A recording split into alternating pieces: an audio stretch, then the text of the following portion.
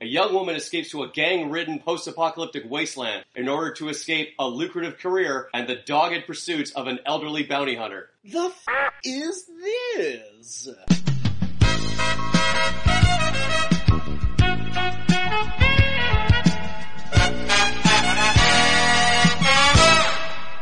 Welcome back, ladies, gentlemen, and however else you wish to self-identify to the f*** is this? The podcast without a catchphrase, and by now it's probably far too late. We're probably not going to have one. Get used to it! You gotta get a catchphrase like right out the gate. It's a young, you gotta strike when the iron is hot. It's a young man's game. Yeah, that's right. We were never hot with the rollouts for these. We change our intro like practically every episode. That is our catchphrase. Our catchphrase is spontaneity. Ooh, you never know what to expect. Expect the unexpected with the f*** is this. That's right. You know, regular podcasts, you know, it's just people sitting down and they're just talking, but we're a different podcast because we do this!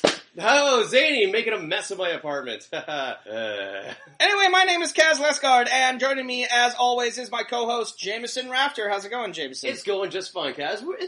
It's just you and me today, eh? Yes, we're no special guest. No, we're guestless. Yeah, this is just a casual, sort of back to basics little episode, just you and me on a couch. Exactly. Getting the boys back together, like old times, for old time's sake. We're getting the band back together. Mission from God. Yeah. Additional Blues Brothers reference. I wanted to do kind of like a new thing on the show we haven't done yet. When you sit down and you watch movies, occasionally there are trailers before them. That's true. And I thought we could look at a couple of trailers for some weird-looking movies that are coming out. Maybe not potentially, future episodes, but certainly you could make the case that these could be movies that we might do on this show. It's going to raise a couple of ires, and you'll be like, wait a second, what the fuck's going on in this movie? Yeah, raising all the ires. Mm-hmm. Not just a couple. Like, if you have ires, get them the fuck out of town. Get them down. Yeah, because they're gonna, secure those ires to the floor with some tape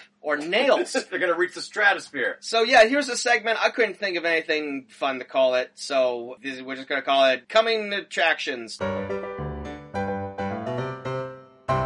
First one up. So Game of Thrones just ended. And wonderfully. Didn't take now I noticed that the last time we did the episode, you were throwing some shade at the end of the Game of Thrones episode. It's the popular thing to do. Yeah, we saw it together and you seemed to enjoy it just fine then. I enjoyed it. It was a spectacle. I loved it in the moment. And then in the hindsight I was like, it was a little kind of badly written, but whatever. It looked cool and I binge watched the whole show over the course of a year, so I didn't have the emotional investment into it. Right. So I wasn't up my ass about it or petitioning them to change the ending. But sure. Yeah, I see where they're coming from. All right. Fair enough.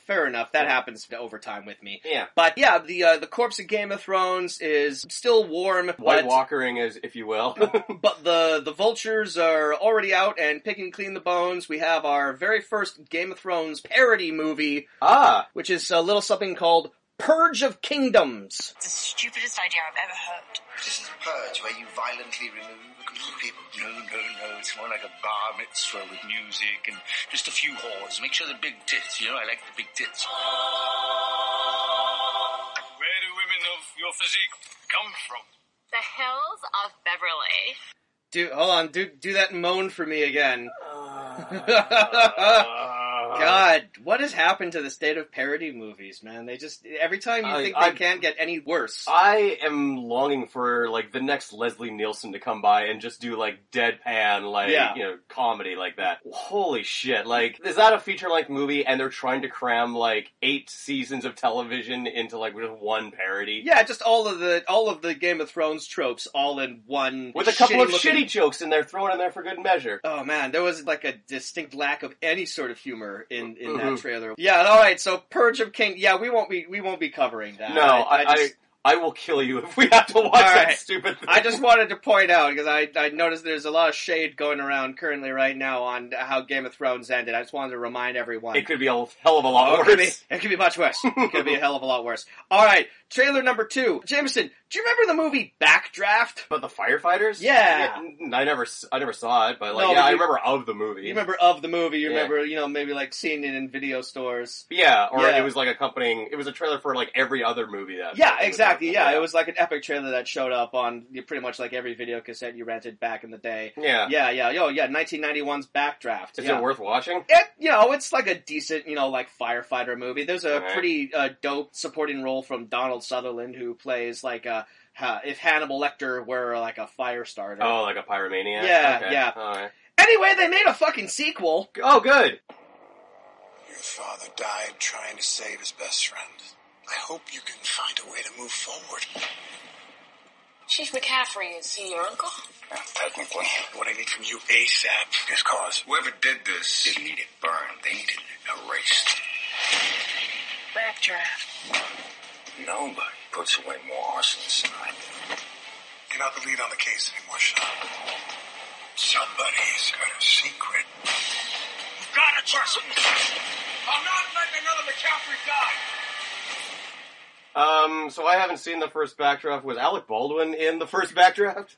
No, that's William Baldwin. I know. Yeah. That's why I was wondering, like, he didn't want to come back, so of they the- got one of the lesser Baldwins to take over. No, they actually did manage to get the star of the original Backdraft, William Baldwin, back for this one because, I mean, you don't even need to explain that. William Baldwin has time. Yeah, he'll work for cheap. Yeah, he's got nothing else going on. No, there was a period where they were trying to make William Baldwin, I guess, Yeah, the next next Alec Baldwin. Yeah, Mhm. yeah, and much like they did with Stephen Baldwin, but And Billy Baldwin. and Billy Baldwin didn't quite work out for him. No. No. Well, maybe Backdraft 2 will be like the resurrected career in the way Yeah. that like Tarantino would bring people back. I'm amazed that they were able to get Donald Sutherland to come back for that. Yeah, That was genuinely surprising when he popped up. Probably had a free afternoon. He's probably in like one scene. Okay, and the last trailer that I want to show you today, and there's a very specific reason that I want to show you this trailer. You probably won't get it until the very end when I tell you. Do you remember the Sylvester Stallone, Arnold Schwarzenegger team-up movie Escape Plan? Was that a recent movie? That was like 2003. It was right when Arnold decided he was going to get back into movies. Right after he was governor. Yeah. Okay. No, I can't say that And I it's have. like they tried Was it a precursor to the Expendables in a way? I or- think it came out around the same time as the Expendables. I think it Okay. came out maybe after Expendables 1. It was the movie trying to market itself on Stallone and Schwarzenegger together at last, but it's like kind of too little too late. Yeah, guys. yeah. And this They're isn't starting to get a movie- little long in the tooth. And, Yeah. like, the time to do this was at like the height of Rambo and Terminator and whatever. Basically, Escape Plan was a movie where Sylvester Stallone plays a security expert who breaks into prisons. Okay. And he places himself in the middle of this inescapable prison run by an evil warden played by Jim Caviezel. Oh, nice. I love that guy. And he has to escape with the help of another inmate played by Schwarzenegger, who teams up with him, and they get through. And it's very I saw it, and I don't remember basically anything about You know what? it. Now, like, this is starting to ring a bell. Maybe I saw this on Netflix. Yeah. Like, I didn't watch the movie, but I saw like the thumbnail for It's it. a and I'm definite Netflix movie. Like, okay. Yeah. Well, they made a sequel that came out last year. Oh. Escape Plan 2 Hades. And they did the only thing that they could do, because Stallone is back, but Schwarzenegger is not, and they did the only thing that they could do when Schwarzenegger is out, is they bring in Dave Bautista. And pretty bad. It's a pretty bad movie. But we're not talking about that, because the trailer dropped yesterday for Escape Plan 3. What? You know, Abigail, I was thinking about what you were saying about us moving in together. I think it's a pretty good idea. I love you, Ray. I love you too. Abby. Abby! Abby! What goes around comes around, Ray Breslin. By the time you see this, I'll be coming for you. Who is it? My ex-partner's son. I can do this without you. I got your back, man. Yeah, screw Rambo 5. We got fucking Escape Plan 3. Good lord. Yeah, how fucking crazy is that? There's however many Rocky movies, there's gonna be 5 Rambo movies, and there's 3 Escape Plan movies. Jesus. The legend of Ray Breslin goes on. The third part of the Stallone trifecta of iconic roles. Screw another cliffhanger, screw another Tango and Cash. No, Escape Plan 3, motherfucker. But okay, thoughts on that? Okay, it looked kind of cheap, kind of shitty. Yeah. Like it was an R-rated trailer. Guys got like stabbed through the neck and like shotgunned into the side. Yeah. Yeah, I don't know. So the only reason I wanted to bring that movie out was that the director of that movie, in the first movie he's made since Reach Me, oh no! John Hertzfeld! Oh, so that's gonna be like a plot and character drama. Stallone got him another job. Oh. What does he have on this guy? I don't know. He's got some dirt on him for sure. Good Lord. I saw his name in the I am credits. sorry I burned you alive in Cobra. I'll get you some more gigs. I thought that was funny. Yeah. Stallone, it's a movie. This is the next movie he's made since Reach Me. I kind of thought that was great. Well, I figured that we had to mention it. Any way I can tangentially go back to Reach Me, I want to try to reach and back to Reach Me. Yeah. Oh man. Well, it looks to be more to like Stallone's strengths than Reach Me did. Well, you're welcome. Yeah, thank you for that gift, Cass. Let's move on to today's movie, and because we've had a string of movies on this show lately that sort of been cultivated by myself, today we're flipping the script. Jameson, today's movie is one of your movies, and I don't know anything about it, so take it away. Tell me, what are we watching tonight? Tonight we will be enjoying, you're in for a treat. We will be watching 1990 Bronx Warriors. Now, this is an Italian cult B movie. Just need to briefly interrupt. The title of the movie is 1990 Bronx Warriors. As in there are 1990 Bronx Warriors? No, as in the year 1990. This movie is a sci-fi post-apocalyptic in the far-off distant future of 1990. Oh! Oh. When was the movie made? Like 87, I think. Oh, okay, so that... So 3 years? Whoa, a far-off glimpse into the future that may become... I like that. That's a little Flight of the Conchords. The distant future, the year 2000. Alright, tell me what's 1990 Bronx Warriors all about, Jameson? Well, so I first watched this movie back when I had my first gig in the video game industry working at EA. They had a very robust library, and I just like, what the fuck is this? I put it on, and it was the very first time I had watched a cult B movie. And it's sort of what introduced me into this whole world, and it launched 1,000 ships. I owe my love of watching really shitty grindhouse B movies to this movie. Really? You never watched like a cult movie before? I can't recall off the top of my head. This was like an awakening for me. Yeah. Whereas I was practically raised on cult B movies. I think I saw Rocky Horror Picture Show before I saw Little Mermaid, but that was just That's just good parenting. I think so. Yeah. All right, so I love this movie. I saw it at like a Best Buy as part of like this like 3 DVD post-apocalyptic box set. It advertised that there are 4 movies in the box set, but there's only 3. Yeah, have a look at that. We got our box set here. Well, it says triple feature right here. It is, but then if you flip under there, it came with that sticker. Includes 4 movies. Plus a collectible mob scrapbook. That's bullshit on both accounts. I think maybe this is a sticker from like a different box set. Perhaps one about the mob? I wouldn't put it past it. Is that just sinking in right now? No, because it was shrink wrapped. The sticker was included on the box when I first bought it. Well, well, no, never mind. I was about to say they re-shrink wrap things at places, but that's usually only for CDs.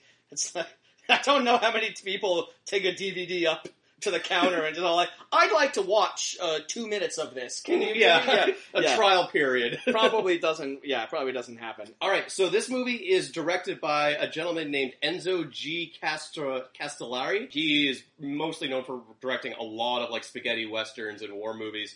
He directed the original Inglourious Bastards. Right, which I have never seen or looked into. I don't know if that's like, I think that's one of those situations where Tarantino took the title of that movie and absolutely nothing else. That's exactly it. Right, okay. Yeah, it is not like, it's like not even inspired by the original Inglourious Bastards. He just straight up just jacked the title. Right. Like, I don't think, because there are movies called Django, and I don't think they have much to do with his Django Unchained. I think he just likes the title of things, and he just takes that and just creates his own stories. Interesting enough, this Castellari guy directed one of the Django's. Okay, all right. So this is clearly a movie that a young Tarantino was in. Absolutely. Oh, yeah. You'll see like the marks of it all over the place. So this movie is starring. Okay, I'll say who is like the titular like characters, like the protagonist. Guy named Mark Gregory.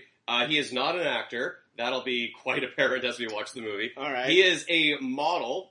He has played this role in Bronx Warrior twice. He reprised it for a sequel. Oh. And he also starred as Thunder in 1995, The Bronx Warriors Return? Yeah. 1991, Bronx Warriors Harder. He played this character named, that I'm not, from a movie series I'm not familiar with, the Thunder Trilogy, and he played the character of Thunder. So I'm going to have to check that out sometime. Wow. Yeah. Not connected to Thunder in Paradise, I'm guessing. Probably not. No, Probably nothing to do. That was the spin-off. It's also starring a lady named Stephanie Girolami Goodwin.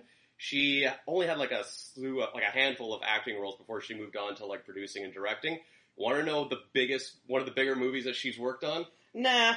All right, well, I'm just going to tell you anyways. Oh, okay. Nice improv. Sure, might as well. We are here. You're going to want to hear this. She was the second unit director on the Super Mario Brothers movie. Awesome. I know, right? That's awesome. All right, now on to like the actual names in this movie. Yeah. Probably the biggest name and the most famous person in this is Fred Williamson, the Hammer. Yes. He is an ex-football player and like a staple of blaxploitation movies. Oh, like Dick Butkus. Yeah.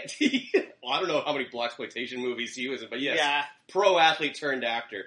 Yeah, this guy's been in like Three the Hard Way, Black Caesar, Dusk Till Dawn, Starsky and Hutch, and a bunch of other movies with titles that I should not be saying out loud. Yes, I took a look at his IMDb. Yes, there's one movie in particular that we should not be saying out loud. I believe it's called Boss N-Word. Boss Neighbor, yeah. I don't know, that's the title of the movie. I know, like, don't get mad at us. I've heard of Fred Williamson. I'm not terribly familiar with him. I remember him from Dusk Till Dawn. Yeah. He has like a sort of charisma that just sort of leaps off the screen. Like I can't imagine he's going to be in a role or takes on a movie role if it's not like the coolest character in the movie. Right. I think that's sort of like something he specifies in all his contracts. I want to be the best character in the movie. Well, he probably doesn't have to try very hard. He probably just shows up and is the coolest character in the movie. And lastly, this movie also features Vic Morrow. Who is probably best known for being one of the coaches in Bad News Bears and dying on the set of the Twilight Zone movie in a helicopter accident. Yeah, you can't.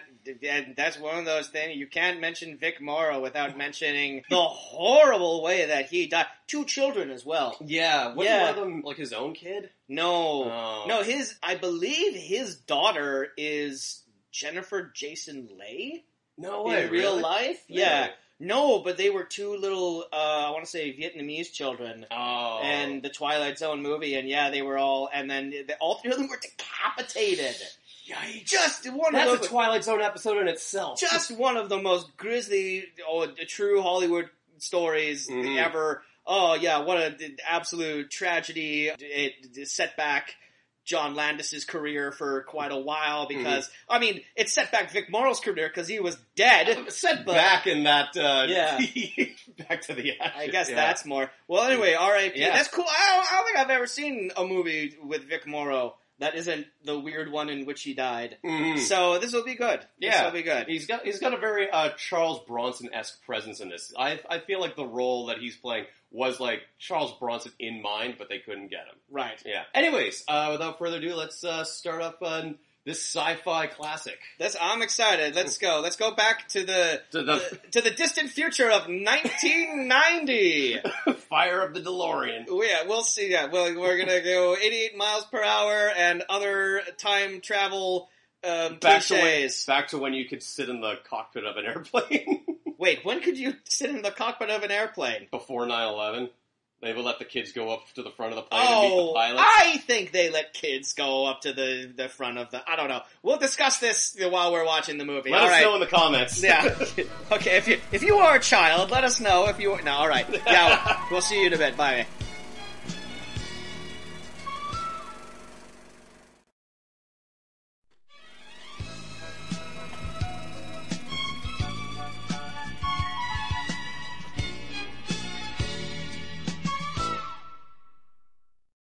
Well, welcome back from the year 1990. Man, I can't wait until we get to 1990. 1990 looks awesome. The future has a lot in store for us. Yeah.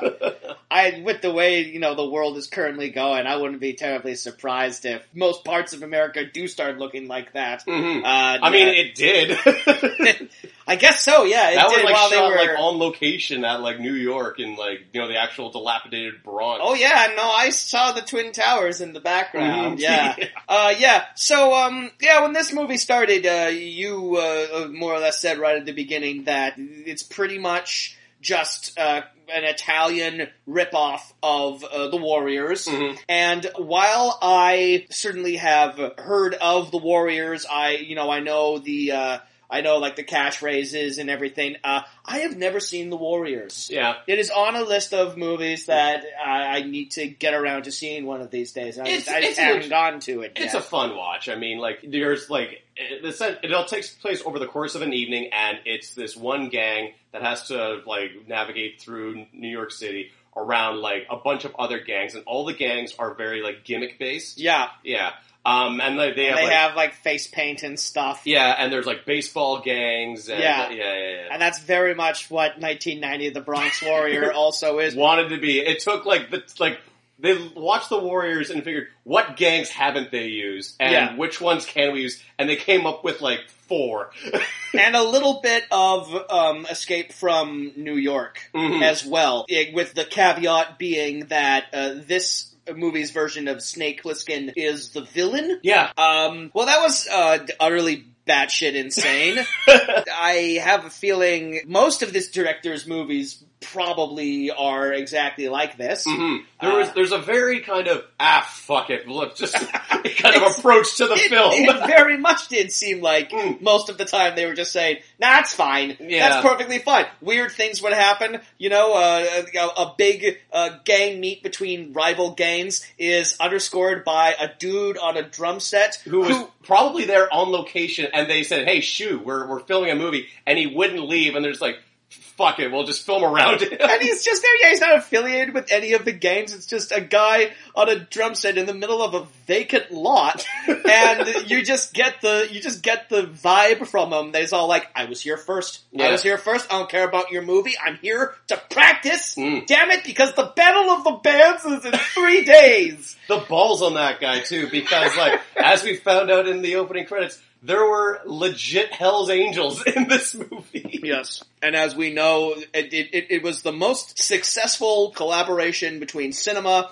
and Hell's Angels since the Rolling Stones documentary. I haven't seen the Rolling Stones documentary. Okay. Have you not heard about it? Is it Scorsese's documentary? No, it's not Scorsese's. I'm trying to remember, I can't remember the name of it right now. I feel like maybe it's called Gimme Shelter. I think I'm totally wrong about that, but this is a concert documentary that I guess maybe not the Rolling Stones themselves, but whoever was in charge of the concert hired the Hells Angels as security for that evening. Oh God. And they got into a fight with a random young black man and stabbed him to death in the middle of it, and they captured it on film. Ooh. And it's sort of, I'll take a look at it. Describe the plot of the movie, and I'll take a look, and I'll try and find what the name of that documentary is. So, the movie centers around a young woman named Anne, who flees to the Bronx for reasons that aren't quite clear to us right away. She runs into the Bronx, which has been declared no man's land following, I guess, what was implied, some kind of, nuclear attack. But really, it's just... And now it's gangland territory. Okay. And so she runs in there to escape whatever fate awaits for her back in Manhattan. And she runs afoul this one gang called the Zombies, who all wear white plated Nazi helmets and ride around on rollerblades. I gotta stop you right here. Okay. Two things. One, yes, the documentary is called Gimme Shelter. Okay.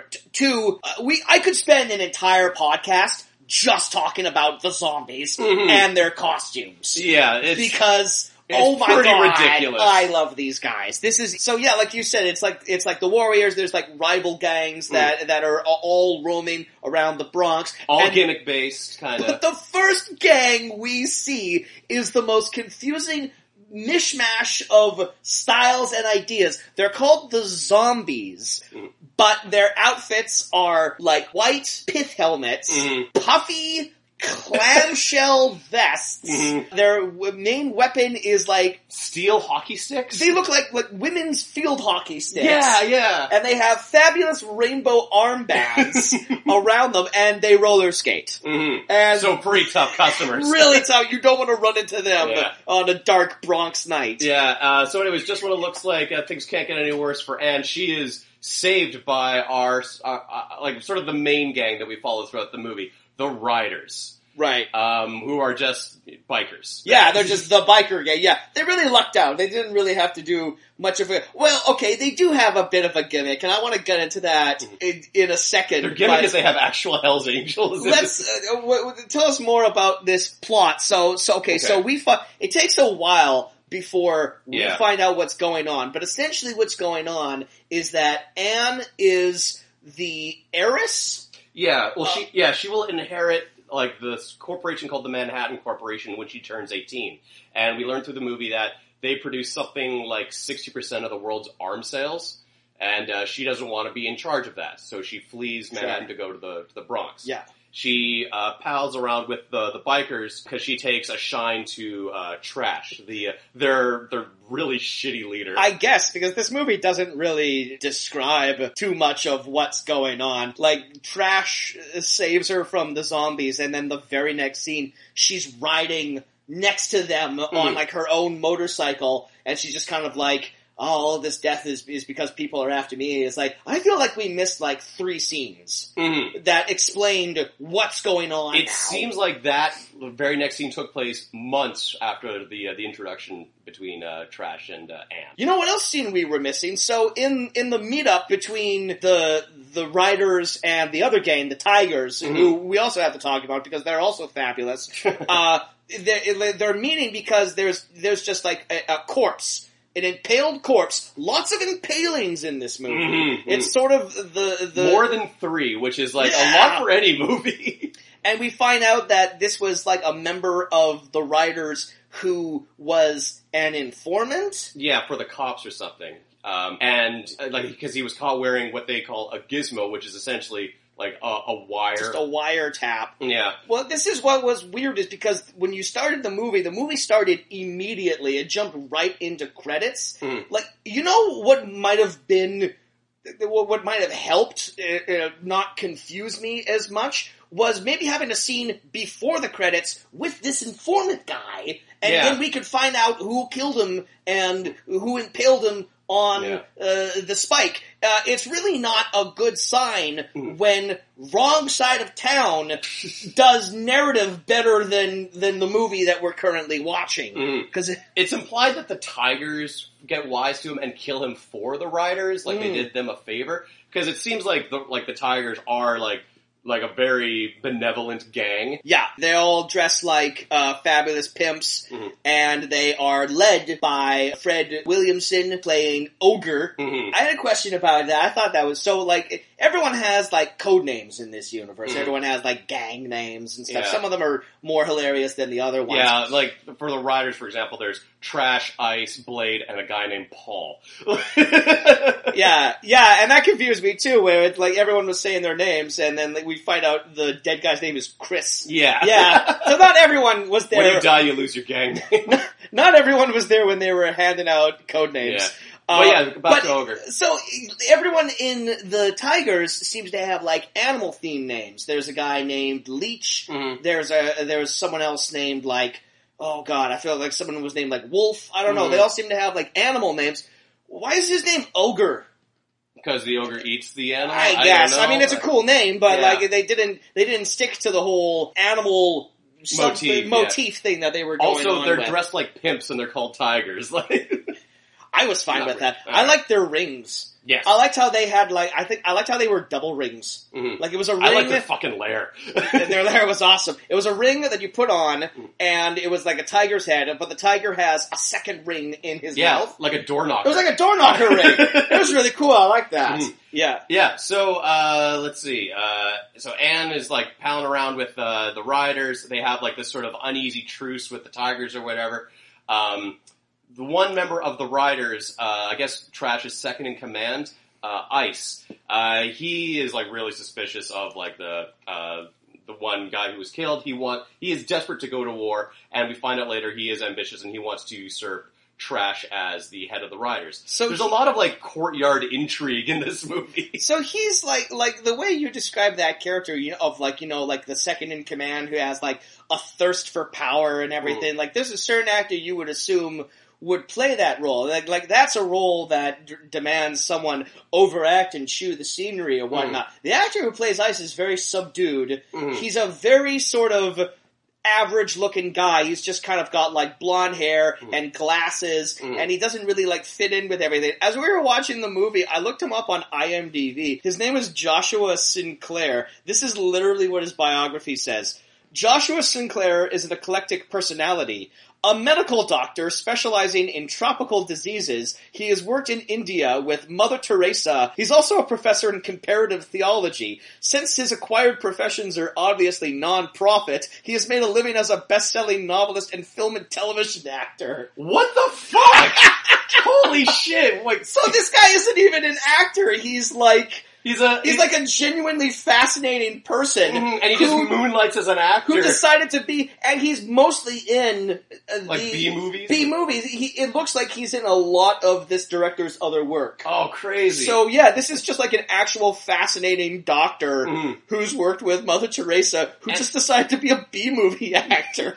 Jesus, that is fascinating. I thought that was funny too. Well, I mean, like, he's not the only non-actor in this, because you mentioned the guy who played Trash is not an actor, and boy, oh boy, does that ever show. So, I watched the making of this movie that came with, like, the director's commentary. It's hosted by Fred Williamson. It's not by the director himself. Oh my god. So apparently, the actor who plays Trash, not only was he not an actor, but like most of the people in this movie, he is like from Italy. He doesn't speak a word of English. What they did was they said, like, someone off camera told him his lines, and he just repeated them on camera. Oh, that makes a lot more sense. So at no point in this movie does he know what he's saying or what other people are saying to him. Oh my god. Yeah, I mean, that makes so much sense. Yeah. Because he just has a vacant look the entire time. Yeah. Oh my god, that's hilarious. Right? Yeah. But hey, fuck it. It's 1990 Bronx Warrior. So, to get Anne, to get Anne back, I guess the Manhattan Corporation. The Manhattan Corporation send in their top guy. They can't send in a team or anything. They need to send in one guy, and that's Hammer. And that's Vic Morrow, who, the place where this character begins in the movie, compared to where he ends, he goes on quite a journey. It's like, whoa, back up. Like, what's going on here, Hammer? So Hammer shows up at the beginning of the movie, and he's in like full Terminator mode. He's got his shades, he's got like a shotgun hidden. He's a ruthless badass. Yeah, he's got his shotgun hidden in his parcel. He's kind of like moonlighting as like a delivery guy, and he goes in and he shoots up the Rider's lair, and he leaves the little tiger ring to like frame the tigers and everything. And he starts off kind of like disgruntled, and but you get the sense that he's someone who's seen some shit, and he's like a consummate professional. And like the wheels are constantly turning, like he's always got something planned, and like everything is just going according to it. Like, very Death Wish of a kind of character. Jump to the end of the movie. Well, I mean, we'll fill in the details as we go along, but by the end of the movie, he is in like full SS officer, like screaming and just going like, "Yes, kill them all, burn them down!" And apropos of nothing, it kind of comes out of nothing happens to him in the movie. No. He just loses his mind. Like, it's the one little detail that they reveal about his character is that he is actually from the Bronx, and he left the Bronx. He knows the Bronx, and that's why he's like the best person to go in there and retrieve Anne. That's all we really know, and he seems to have like a chip on his shoulder about it, but that's it. That's all like we're kind of given of this guy. He is just like a plotting, scheming badass. And then at the end of the movie, he is a full-on homicidal maniac. Okay, you mentioned the SS uniform that he was in.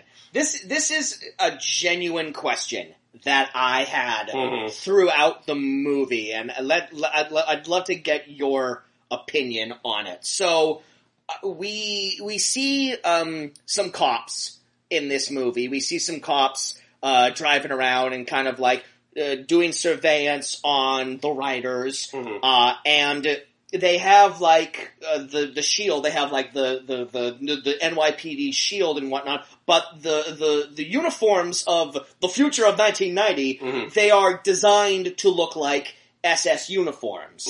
And we see them at the end. They're all on horseback and they're all wearing like these black leather SS uniforms.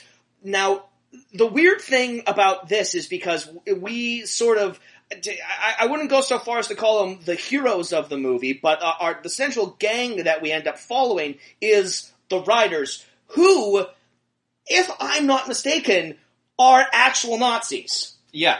Some of the bikers who are like obviously played by Hell's Angels, yes, they're sporting swastikas. There's more than a few like Confederate flags. But all of them appear to have like little iron eagles on their uniforms, and like we see Trash, essentially like our hero, romancing the girl, and they're in like his bed, and there's just a Confederate flag on his bed, and like ostensibly the heroes of this movie are just actual Nazis. They have Nazi regalia everywhere, so it's weird that the director, who is Italian, chose to make... I can see what he was trying to do, turning the authority figures in the movie into Nazi symbology, but also you have literal swastikas on this gang's uniform. Yeah. So... Is it like a fight fire with fire, kind of? Different branches of Nazism. I do like, however, in the future of 1990, the neo-Nazis have opened their hearts to allow black Nazis to it, because there were a lot of black gang members in the Riders, and they're all wearing swastikas too, and I thought that was kind of hilarious. Yeah. Maybe it's not a swastika, maybe it's the Hindu... It's the good luck symbol or whatever it is, yeah. I hope so. I hope let's just assume that that's what that is and move forward. So, so Hammer tries to incriminate the Tigers in the deaths of some of the Riders. I guess as part of his plot to extradite Anne from the Bronx. But the Riders don't fall for it. Well, Trash doesn't fall for it. Ice is trying to rally like the rowdy bikers to his cause. Well, Ice seems to it doesn't seem to matter.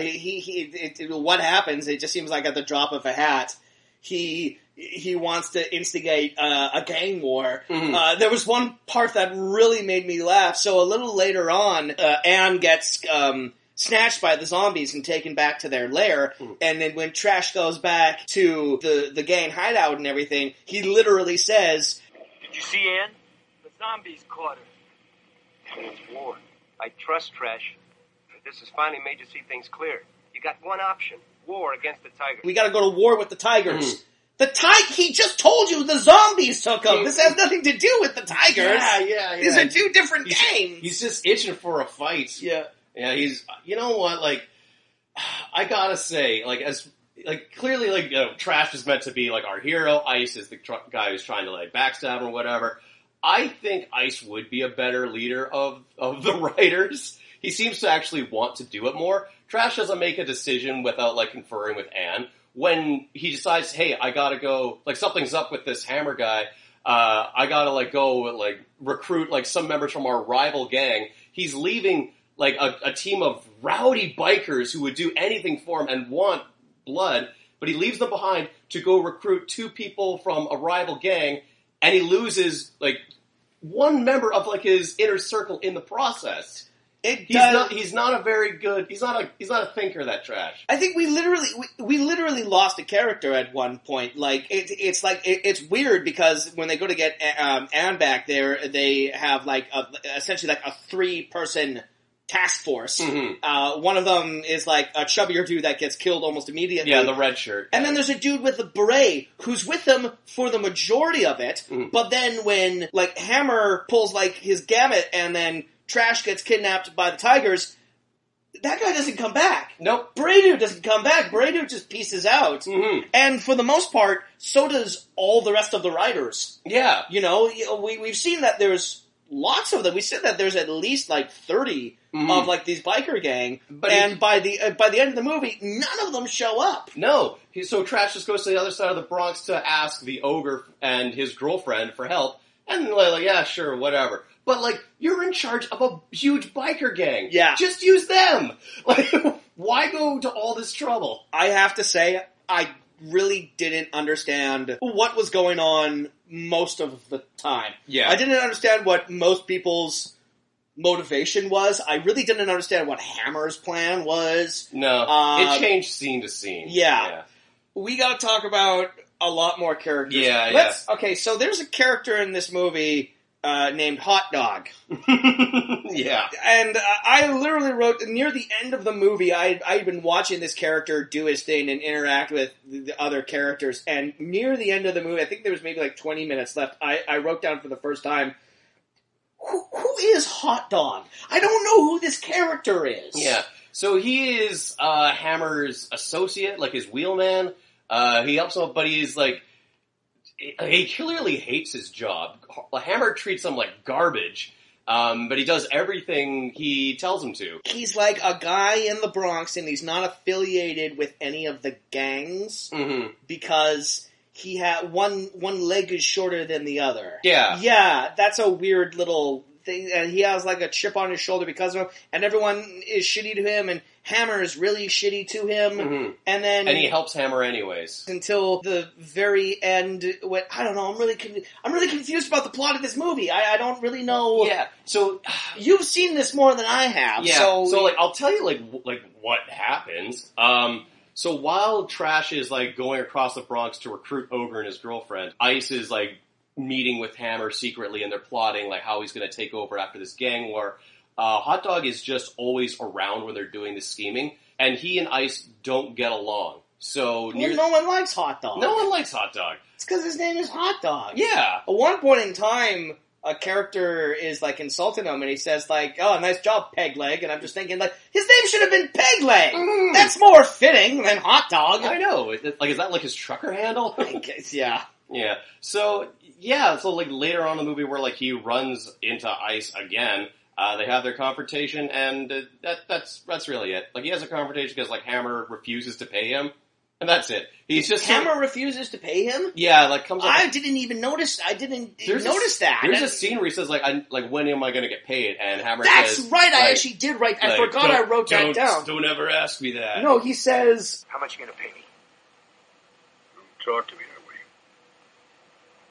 Talk to me that way ever. And then what's going on? Yeah, all the scene needed was him just slapping him across the face with the back of his hand. But that scene also has my favorite line in the movie, where Hot Dog just says to him, "You know you're playing with fire," and he goes, "I know, and I love it. I love it. I love it." Yeah.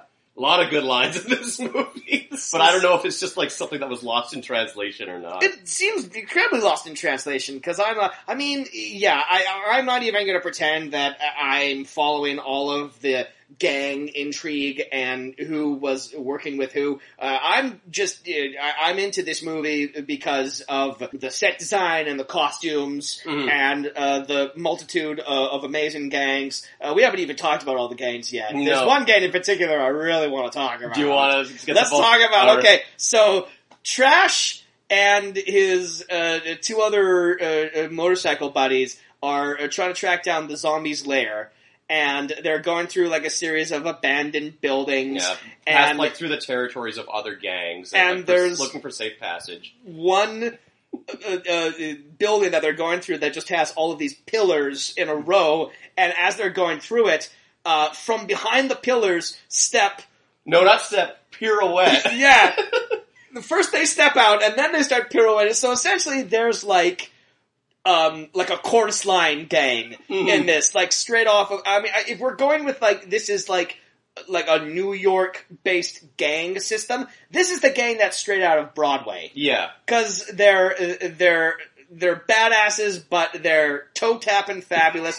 They all have sequin bowler hats. They all got their faces painted. And like rainbows and butterflies. Yeah, like not even like intimidating. Like I do know that one gain from the warriors that have their faces painted black and white. I've seen that scene, so I get that. But this literally looks like they went to the PNE and someone like drew like butterflies and like rainbows on their faces. Yeah, and you're immediately thinking like, oh, what are these fancy pants gonna do to these like hard ass bikers? They fucking kick their asses. Well, but there's only 3 of them. Which raises the question, why did he only take 3 of them? What was the reasoning behind bringing such a small group of people? Did they only have the Hells Angels for like that one afternoon? They probably didn't want to be, like the dancers didn't want to be in the same room as the Hells Angels. Yeah, no, fair enough, because, I believe like the actual Hells Angels that we see in this movie are only in a couple of scenes, and all they have to do is just sit on their bikes. And look tough. And like shout things every once in a while. I imagine you probably didn't want to put Hells Angels in a fight scene because things will get out of hand. They probably don't know how to pull their punches. So yeah, I could probably understand that too. But yeah, there's just like a really quick scene. The 3 guys get their asses kicked by these dancers, who are literally pirouetting and then kicking them in the face, doing high kicks and everything. And then their leader, who's another fabulous woman, comes out and is all like, "Oh, Trash, what are you doing in my hood?" She says, "You're trespassing, Trash. I said you're trespassing, Trash." You don't say. That's right. And that was her first line. Yeah, you're trespassing, Trash. I said you're trespassing, like, Trash. Not even giving him a split second. And I was really disappointed because when I heard her do that, I was under the assumption that all of her lines were going to kind of be like a sing-songy, like slam poem or something. You know, like, you better get out of here. My boys are gonna lay into ya. I said my boys are gonna lay into ya.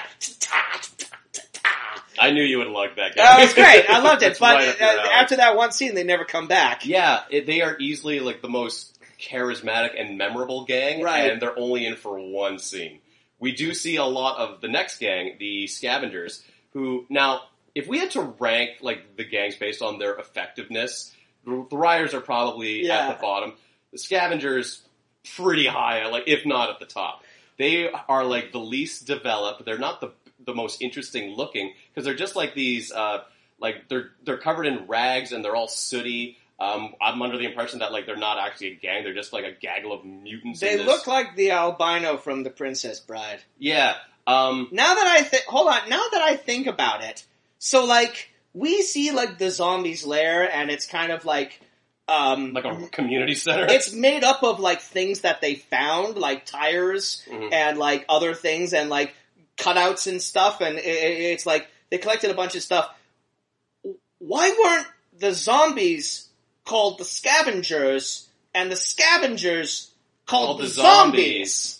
Holy shit. Wouldn't that make more sense? Yeah. Because one of them is like an unthinking sort of horde that they don't talk, they just attack. Yeah, they're just these troglodyte And the other one is like this weird collection of whatever they happen to have on hand at the time. They just kind of Frankenstein themselves into a gang. I wonder if that got lost in translation somewhere along the line. Oh, probably. But yeah, the Scavengers just swarm the bikers. They swarm everybody, and they do seem to be like the most physically threatening gang just by sheer numbers. They just kind of like jump on top of people like 5 at a time and stab them with sharp pieces of wood. Yeah, and planks that they just had lying around. Yeah.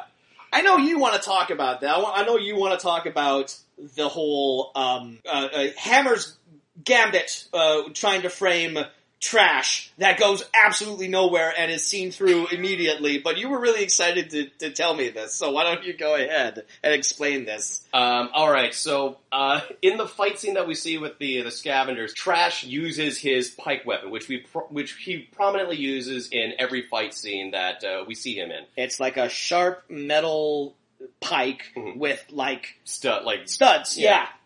So at one point, like, he saves his buddy by throwing a javelin style into the back of a Scavenger, and then they just leave it there. Cut to Hammer and Ice having like their discussion where they're talking about they're Machiavelli employed to do whatever the fuck they're doing. Hammer says, "I need something of Trash's," and I don't know if it's because like he wants to use it to incriminate him, or if he just is like sort of like a sign of loyalty. Ice says, "I got the perfect thing," and he pulls out the exact same pike weapon. Right. Now, that we just saw. Yeah. In the last fight scene. Now, you said, like, oh, maybe he has more than one pike weapon. I think that would make sense. Especially if you're throwing... If you have a throwing weapon, you would have more than one of them. I agree. But he says, I need something that is specifically his, and Ice gives him, like, what I assume is his own pike weapon. Mm-hmm. So, not something of Trash's. But I think you hit the nail on the head when you said... the pike through the ribcage. The pike, you hit the ribcage with the pike. When you said maybe it's just a continuity error, because there's a lot of continuity errors. There's a lot of continuity errors. There's a lot of weird editing. Characters will, in one moment, will not be wearing sunglasses, and then they will be wearing sunglasses. There was one weird editing thing with the placement of scenes that I noticed early on. There's like a scene where like Trash and Anna are back at their hideout, and like she's sitting on his bed, and she's saying, "Oh, I'm really nervous. I don't want to go back to the Manhattan company. You know, like, I don't want to go there." And Trash, like, "Don't worry, you can stay here with us." And then it cuts to a scene of Trash and Ice and two of their other biker buddies kind of being followed by the police, who they end up tormenting. Mm-hmm. And then it cuts to Hammer infiltrating the lair. And then after he kills the two gang members, it cuts back to the bedroom, and both Trash and Anna are in there, and they kind of like, "Whoa, what was that?" And it's all like, well, that was clearly the same scene, but you just interspersed it with a different scene of Trash on the streets doing something else. Yeah, Trash leaves his alone time with Anne for like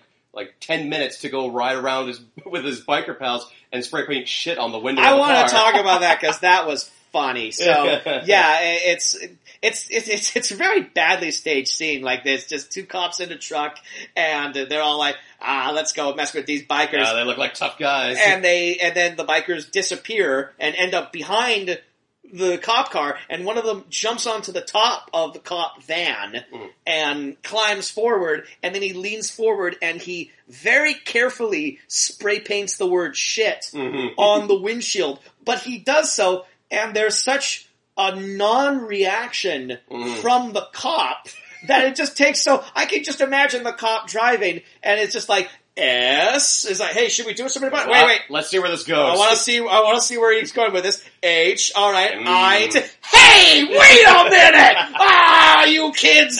Damn you writers. They were very fond of the word shit. Oh, it was spray painted everywhere in the writers' lair. They loved writing it on things. It was. I bet you it was like the only English curse word that the Italians.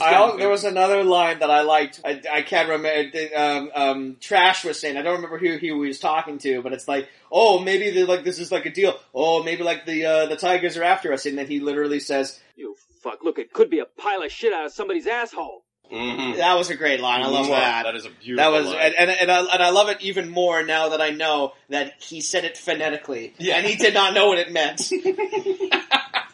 Okay, so let's get back to the plot here. Can we talk about Fred Williamson? Yes. And how fucking awesome he is in this movie? He looks like he is enjoying every second of his screen time. He loves this role. Fred Williamson has to be the most successful football player turned actor, yes? I would say so, yeah. Yes. Mm-hmm. I mean, even Dick Butkus. Well, I was about to say O.J. Simpson, but even O.J. didn't have sort of the amount of films that Fred Williamson did. For O.J. stopped acting. Yes, O.J. stopped acting because he went to jail for a while. Mm-hmm. But yeah, Fred Williamson's still doing shit today too. He is, yeah. But I don't know. I have to remember, because I have to remind myself that O.J. was huge. O.J. was a massive celebrity when he was out. So I don't know but maybe it's just the fact that O.J. has gone on to be known for other things. It just makes me think, but.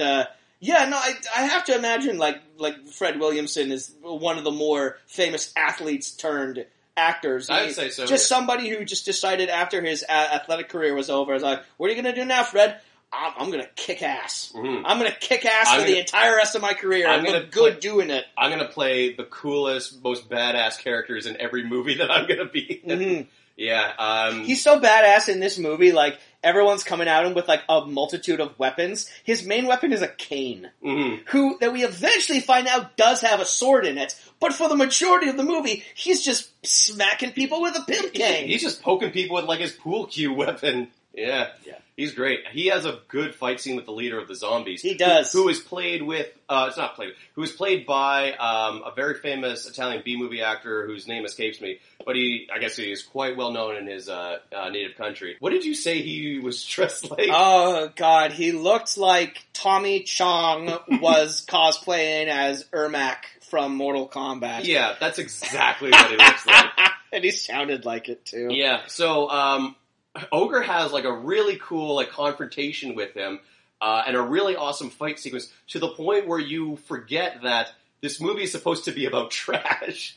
Trash is our hero I character. guess, yeah. But the Ogre is, like, a much better actor, B, like, a more proactive character, and 3, more interesting than Trash. Yeah, in almost every way. Well, I want to go back and I want to talk about what a terrible plan Hammer had. So he's all like, I need something that is Trash's, that everyone will recognize as Trash's, so he gets a pike, and then he sort of follows Trash into the tiger's lair. Yeah, a castle somehow in the middle of the Bronx. And he waits for a moment for when Trash is held at gunpoint by one of the tigers. He's all like, I'm going to take you to the Ogre. And then Hammer throws the pike through the guy, and he dies, and I guess now the point is meant to be, now I've framed Trash into making it look like he's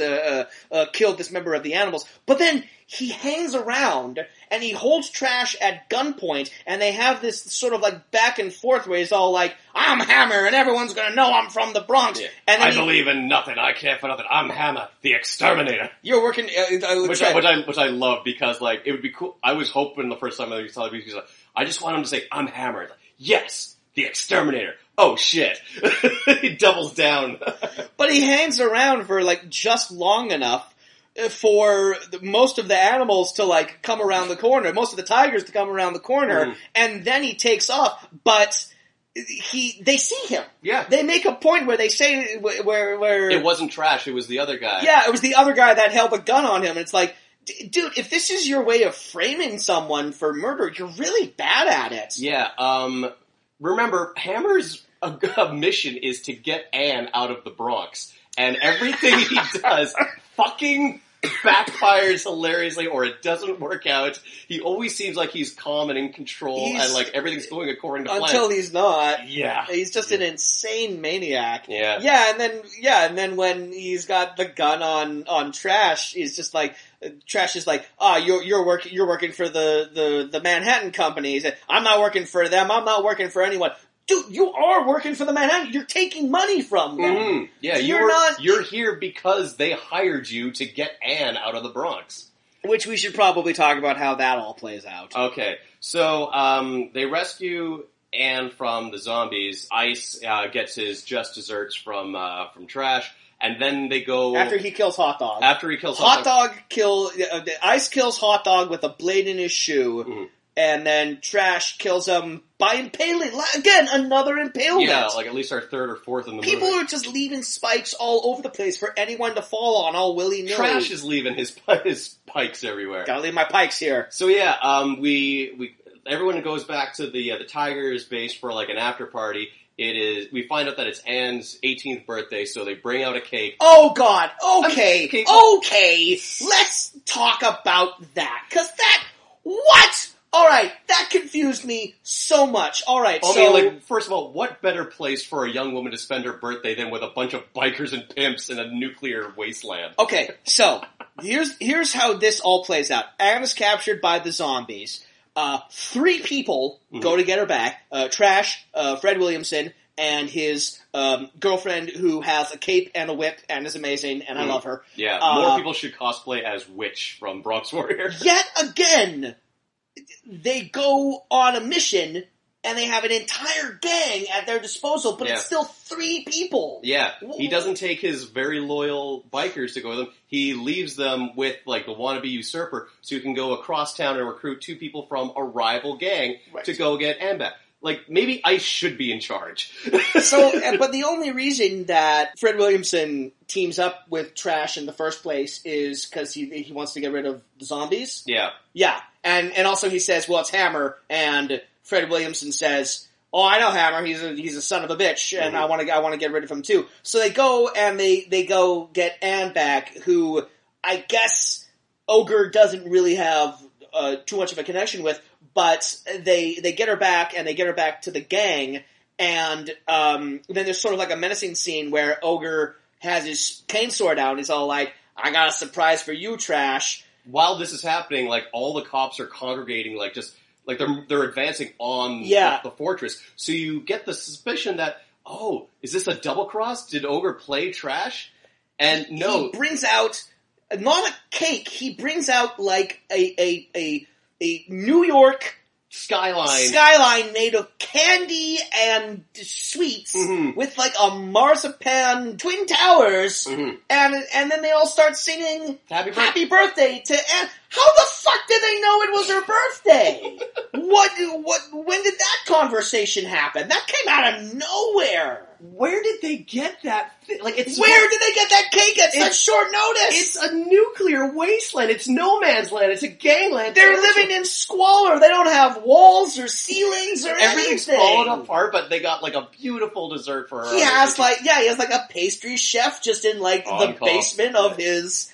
That was fucking crazy. Yeah. So this sets the stage for Hammer's final assault, where he sends in a bunch of SWAT guys on horseback, armed with flamethrowers, to just wreck shop.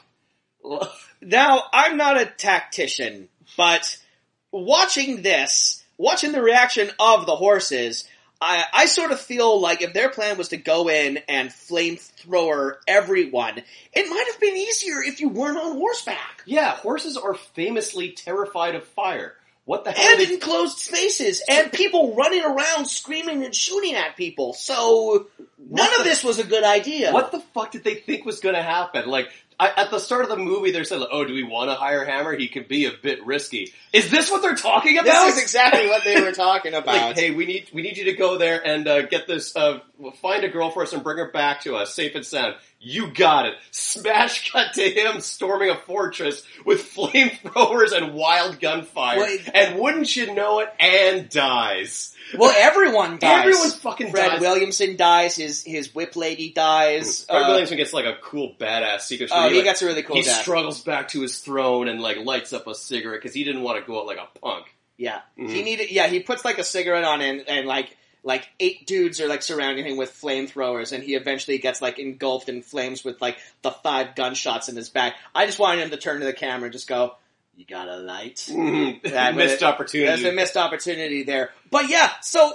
Hammer's the whole reason that the Manhattan Corporation hired Hammer was so he could stealthily go in, extract Anne, and get out of there without anyone noticing that he does that. There are multiple scenes where Hammer is talking to his boss, who's just like this dude, and every scene is exactly the same. It's like, Hammer, you're a loose cannon, you gotta get this girl, and that's it. I don't want any loose ends. I don't want any evidence of your presence. She's very important. We gotta talk about one thing that happened that you and I both noticed. That, okay, so it's one of these, I think it's the last scene. I think it's the scene where, like, Hammer is planning his assault on Fred Williamson's gang, and they're like, okay, so everyone's gonna come in with horses and flamethrowers, and then you're gonna get Anne out of there, right? And like, we don't want anyone to see you extract her. And then he says, it'll be fine, we'll put her on a helicopter. But not only that, did you hear his boss earlier when he said, if this goes bad, I'll have your head? Listener, need to remind you that Vic Morrow died by decapitation from a helicopter blade. The year after this movie came out, too. Spooky, prophetic. Oh, that's actually really fucking creepy. Interesting bit of movie trivia there. I don't like that. So, yeah, but Hammer fails spectacularly because he's an insane fucking maniac. Hammer is God! He screams from like the top of... He's like, what does he say? Like, let the enemy have no survivors today. Like, he's going full-on scorched earth policy with this. Yep. Yeah. And so everyone dies. Except for Trash. Except for Trash, who picks up a harpoon gun, fires it at Hammer, impales him, yet again, yet another impalement. Drink every time there's an impalement. And then ties the harpoon and the rope with Hammer attached to it to the back of his motorcycle, and then he rides off, dragging Hammer's corpse behind him. And just before he enters the center of the screen, the movie ends. The movie ends. Yeah. The movie ends so abruptly, because I guess they just ran out of money and plot, and a reason to care. Yeah, like, and now what? Oh shit, we didn't finish. What was the point to any of that? Because also, there's something that Anne says early in the movie when she says, I'm like next in line to inherit the Manhattan Corporation. I don't want to do things that they do. I don't want to be in charge of nuclear warheads or whatever the fuck this is a part of, but they're powerless without me. Like, they can't do anything without me. Really? Are you sure? Yeah. How does that work? You are 17. Yeah. And it's like, could they just, like, not find somebody else in the company to run it if she doesn't want to do it? It's not a monarchy. No. And if she is such a pacifist, why doesn't she just become, like, in charge of the company and then disband all arms sales? Like, pull, like, the Tony Stark that would thing make way more sense than running away into the middle of gangland. If you're in charge of the company, you can disband, like, all, like, weapons development. If you're in charge of the company, you're in charge of the company. Mm-hmm. What the hell? None of this makes any sense. All this throughout the movie, she's like, "Oh, all these like deaths of the bikers, like, oh, it's my fault. If I never came here, this wouldn't have happened." And Trash like, "Don't worry about it. We live with death." But yeah, you are responsible for all these deaths if you just don't just stay with the company. I guess, yeah. There's fundamentally. Nothing about this makes any sense. No, like I said, there's a very like fuck it, we'll do it. There's a scene where like they're Ice and one of the other bikers who's like snooping and gets wise to his scheming. Oh yeah. There's a scene where like he gets wise to it, and then they have a chase. And during the chase, like the good biker goes behind like a corner, and Ice, still in pursuit, bails spectacularly on the bike in something that does not look staged. No, it's literally that actor or that stuntman literally just like wiped out, fought hard and painfully, and they kept it in the movie because fuck it. Well, I've listened to a lot of, not a lot of, but like I've listened to like some like commentary tracks about action heavy movies and about the stuntmen and women that work on them. And, stunt people are the absolute heroes of the movie industry, and they don't get nearly enough credit and respect. And it's a very dangerous profession, and you do lose your life.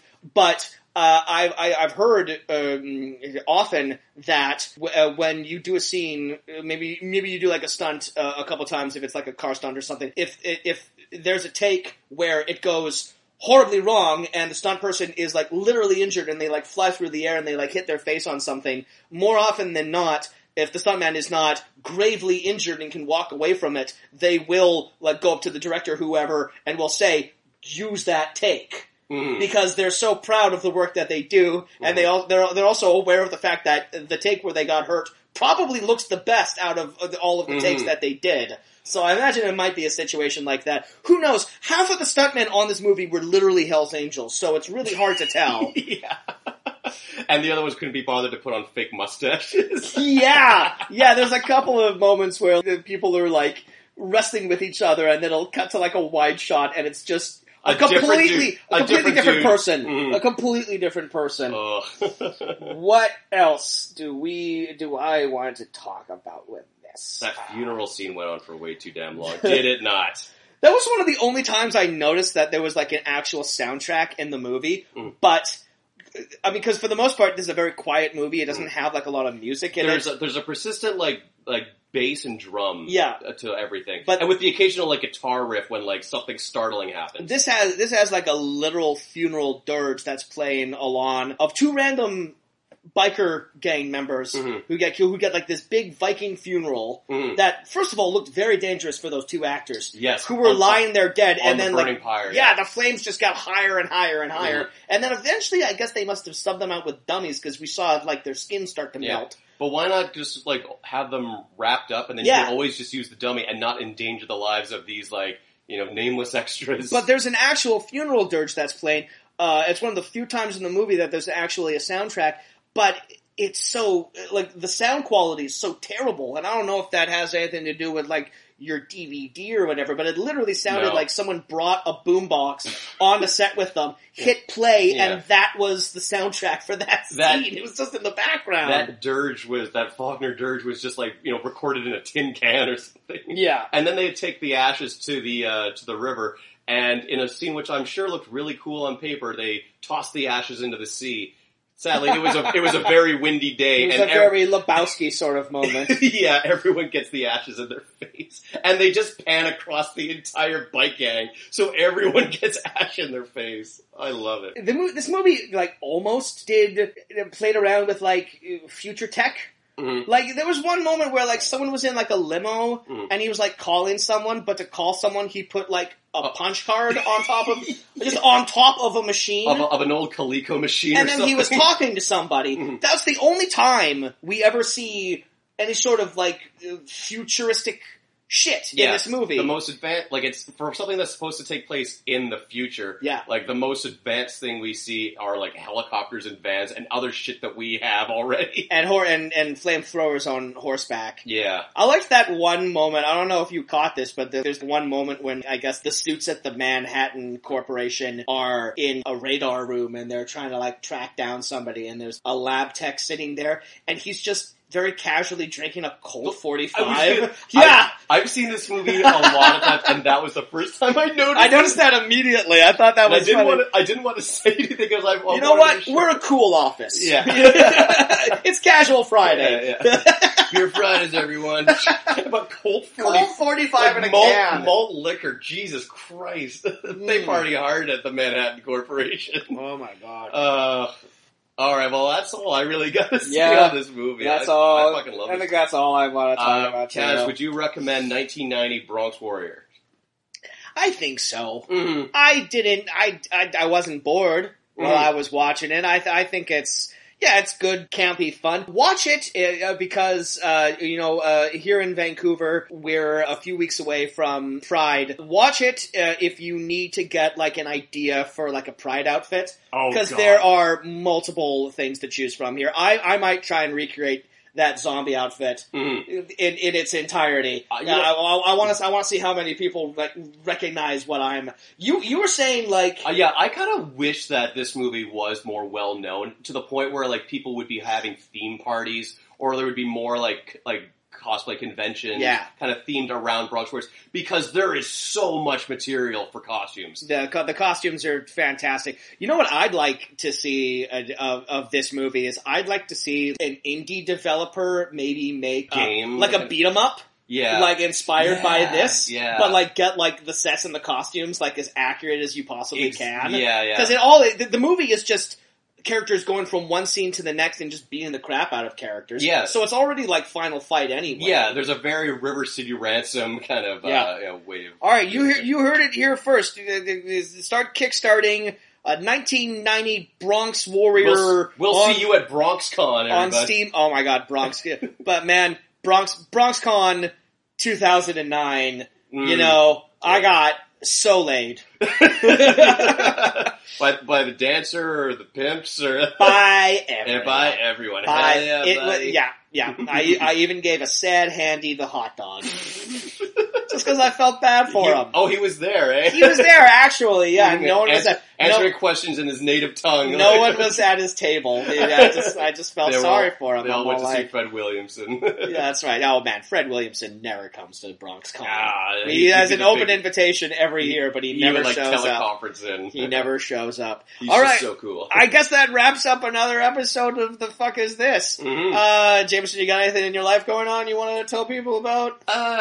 No, nothing really. I'm going camping this weekend with some buddies for a bachelor party thing. Nice. That's about it. I love that. Yeah, that's what I did for my friend. Put me in charge of his bachelor party, and I couldn't think of what to do. So yeah, we went out into the woods as well and took some hallucinogenics and wandered around and got back to nature. And that's a much better way to spend a bachelor party than, just going from bar to bar and dropping a ton of money. I think we're all renting the inflatable dinghies, and we're going to go out on the lake with a 6-pack each and just make an afternoon of it. Excellent. Yeah. Cool. Yeah, that's about it.